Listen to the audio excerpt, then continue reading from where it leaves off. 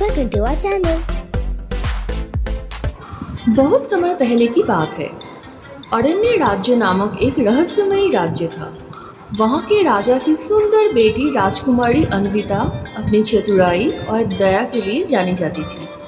उसी राज्य के उत्तर में हिमघाटी नामक क्षेत्र में रहता था राजकुमार वीरांश, जो वीर और निडर था। लेकिन दोनों राज्य के बीच थी निशावन, जहाँ रहती थी क्रूर चुड़ैल चंद्रकाया। वो सौंदर्य चुराने वाली एक दुष्ट आत्मा थी, जो हर पूर्णिमा को एक युवती को उठा ले जाती थी, उसकी सुंदरता को अपने जादुई शीशे में कैद कर लेती थी। एक रात जब पूर्णिमा का चांद चमक रहा था, चंद्रकाया राजमहल में घुस गई और अन्विता को अपने साथ कांच के किले में कैद कर लिया। ये किला पूरी तरह काले कांच से बना था और उसके अंदर समय भी ठहर जाता था। राजा ने कई योद्धाओं को भेजा, लेकिन कोई निशावन से लौटकर नहीं आ पाया। राजकुमार वीरांश ने जब ये सुना तो उसने वचन दिया कि वो राजकुमारी को बचाकर लाएगा।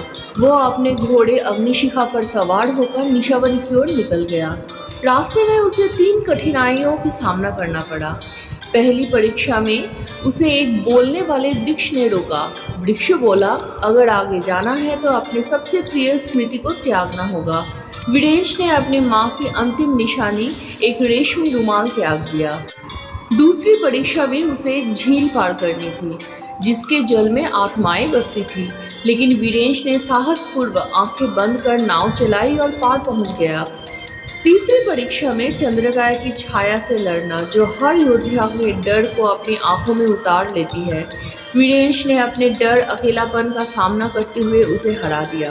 अंततः वो कांच के किले में पहुंच गया। वहां चंद्रकाया उसका इंतजार कर रही थी। वो बोली, तू मुझसे जीत नहीं सकता, मेरी आत्मा इस किले में घुली है। वीरेश ने उत्तर दिया, तो मैं इस किले को ही तोड़ दूंगा। उसने अपने खंजर से अपने ही हाथ को काटा और खून की बूंद कांच पर टपकाई। खून में सच्चाई और प्रेम की शक्ति थी। कांच तड़पने लगा। चंद्रकाया चीखी, नहीं, ये संभव नहीं। कांच का किला चटक गया। अन्विता मुक्त हो गई, पर चंद्रकाया की आत्मा अब भी मुक्त थी। तभी अन्विता ने कहा, जिसने दूसरों की सुंदरता चुराई वो असल में अपने ही डर से भाग रही थी। मैं तुम्हें क्षमा करती हूँ।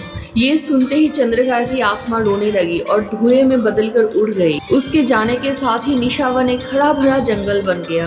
राजकुमार और राजकुमारी वापस लौटे और राज्यों के बीच प्रेम और मित्रता का संबंध बन गया।